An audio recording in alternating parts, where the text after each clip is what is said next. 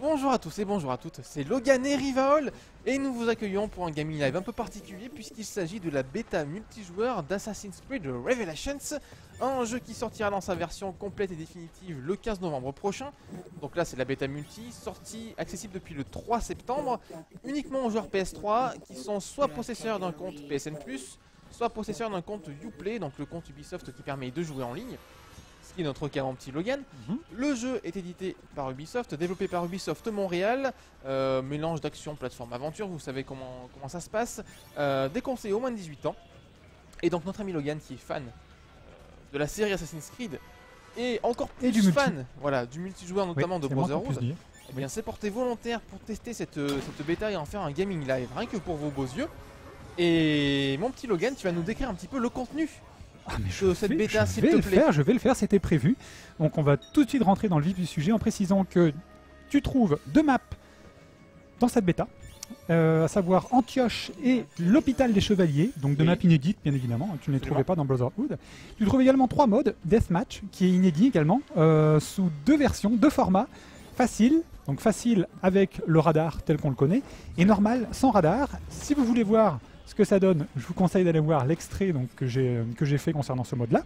Tu trouves également Track et Chasse à l'homme, donc les 2 modes que tu trouvais également dans Brotherhood. Donc là on est en train de vous faire un gaming live sur Chasse à l'homme, donc 4 contre 4. D'accord. Voilà. Je tiens quand même à préciser qu'il y a eu un tout petit tubi de la part de la société française. Oh là là, magnifique boutade. Puisque, oui, je sais, on essaye. Puisqu'ils avaient précisé qu'il y aurait également un autre mode de jeu, Assaut de Rulik. C'est dommage qu'il n'y soit pas, puisque c'est un mode inédit que j'avais pu tester moi à Annecy. Donc si vous voulez des précisions sur ce mode-là, je vous renvoie à mon aperçu écrit. Et c'est un peu dommage, je sais pas pourquoi ils l'ont pas inclus. Ils l'ont pas justifié ça, le fait qu'il n'est pas dans la bêta?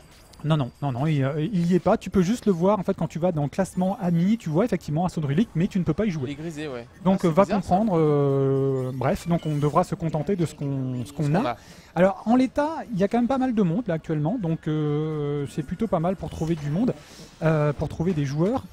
Ce qu'il faut dire, c'est que par rapport au premier, tu as toujours parfois, bien évidemment, ça dépend des heures auxquelles tu joues, parfois, effectivement, tu as recherche de session, il ne trouve personne, il te renvoie sur le menu principal, tu dois relancer une recherche. Bon, ça c'est un peu le propre aussi du multijoueur. Et puis c'est une bêta, on sait qu'il y a moins de monde que ce qu'il y aura dans la version finale. Exactement. Sauf qu'une des nouveautés de cet épisode, c'est que tu peux attendre désormais dans un lobby.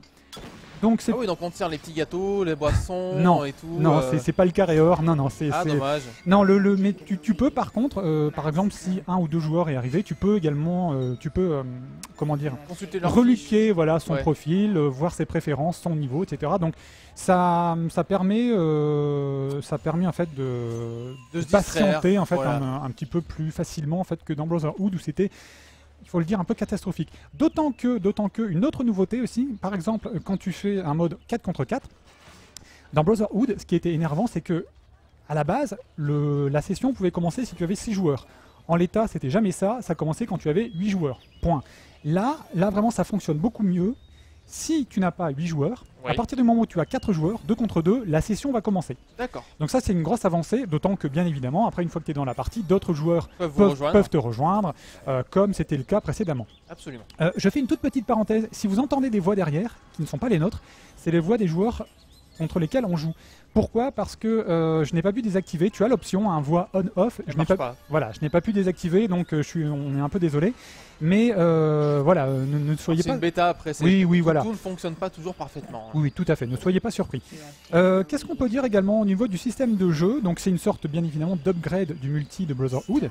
Donc tu trouves quand même pas mal de grosses nouveautés. On ne pourra pas toutes les citer, hein, ça c'est clair. Il y en a beaucoup trop.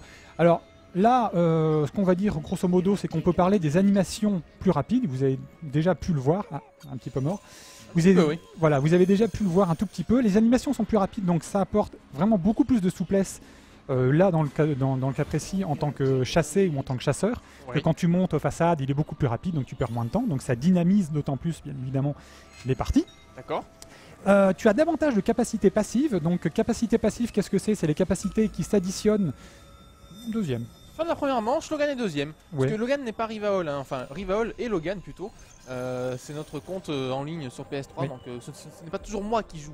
Absolument. Ça peut être quelqu'un d'autre de Là, la en rédaction. l'occurrence, c'est moi. Voilà, deuxième. Voilà. J'espère que tu vas te reprendre quand même et finir On va ton essayer. équipe. On va essayer. Donc voilà, je reviens rapidement sur les capacités passives. Tu en as beaucoup plus, donc qui s'additionnent aux capacités actives que tu vois donc là en bas à gauche. Oui. Qu'est-ce qu'il y a autrement? Oui, au niveau de l'humiliation et de l'assassinat, dans le premier Brotherhood, quand tu appuyais au même moment que le chasseur, donc le chasseur en fait quand il appuie en fait sur une touche, tac, c'est pour t'assassiner.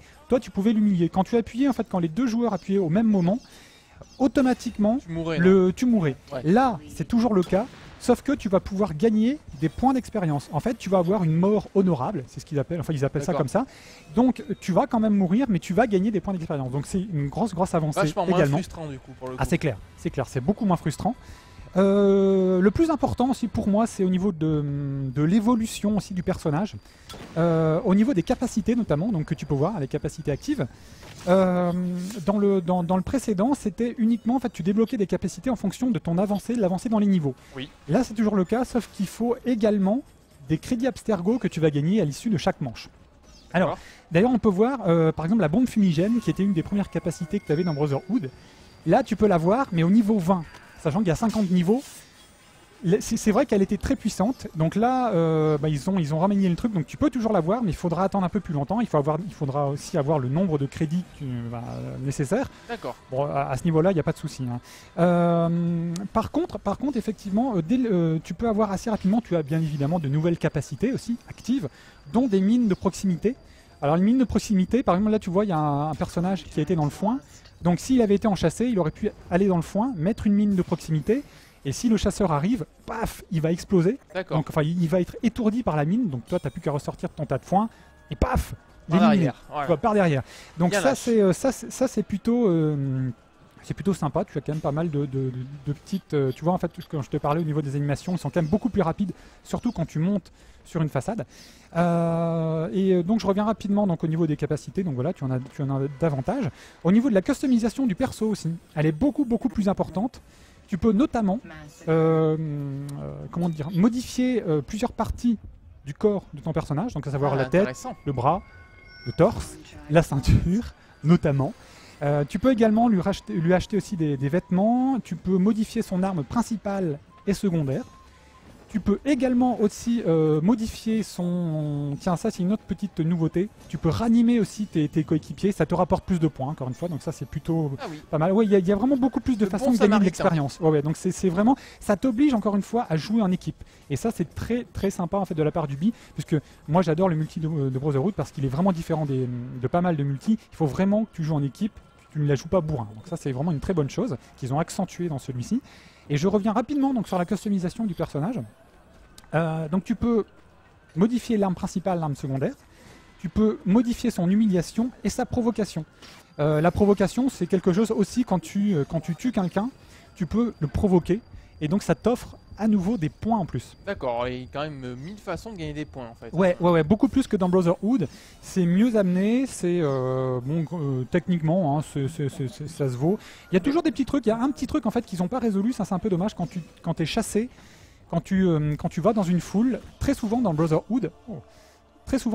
En fait, le groupe dans lequel tu étais se bloquait, et toi, donc après, hop, tu étais éjecté du groupe. Là, c'est un peu toujours le même problème. Mais bon, on verra bien ce que ça donnera dans la version finale, quoi. Au niveau vêtements, est-ce que tu peux acheter des shorts ou des bermudas Non, tu peux juste customiser en fait les emblèmes, ta cape, etc. Ce genre de choses. C'est dommage, je l'aurais bien vu en short de football. Eh oui. J'ai une question, Logan, Oui. de la part d'un lecteur sur le forum Gaming Live. Alors en fait, vu que tu as répondu à peu près à toutes les questions intéressantes, on va dire, et intelligentes de nos lecteurs, on va répondre à une question un peu décalée. Donc il vient de Firewalls. Oui. La question est la suivante. De quel animal provient la fourrure sur l'épaule gauche de la tenue d'Ezio? Et est-ce le scalp de Philippe Gildas? Formidable. Oh là là. Oh Ouais. l'imitation. On va limite un petit peu. Hein. Non, en grand breton, en grand et bon breton que je suis, non, je peux te dire, mon petit Firewall, que ce n'est pas le scalp de Philippe Gildas. Moi, je ne crois pas. Hein. Je ne En crois tout cas, pas. c'est vrai que son épaulière est fort. Non, mais je pense qu'il parlait en fait du costume, peut-être de Brutus, quelque chose comme ça, qui avait effectivement de la fourrure. Mais déjà dans Brotherhood, je ne suis pas certain que c'était en fait, ça avait un quelconque rapport avec un breton quelconque. Voilà. Pas certain. Donc, pour ce coup-là. Écoute, je suis désolé, Firewall, on ne sait pas d'où vient cette fourrure précisément. Mais elle lui sied particulièrement bien. Je crois que tu termines la partie là, oui. Logan. Ouais. Et dis-moi que tu es premier. Dis-moi que tu es premier. Pas certain. Oh là, le suspense est insoutenable. Deuxième déjà. Déjà, votre équipe n'a pas gagné. Ah, oh là là. Premier. Magnifique. Ouais. Et bien c'est sur ce tableau absolument splendide que vous ne reverrez sûrement pas 2 fois qu'on va conclure cette vidéo. On vous remercie d'avoir regardé ce gaming live de la bêta de Revelations. Et on vous dit à très bientôt pour de nouvelles aventures et des vidéos de la version définitive. Salut. Salut.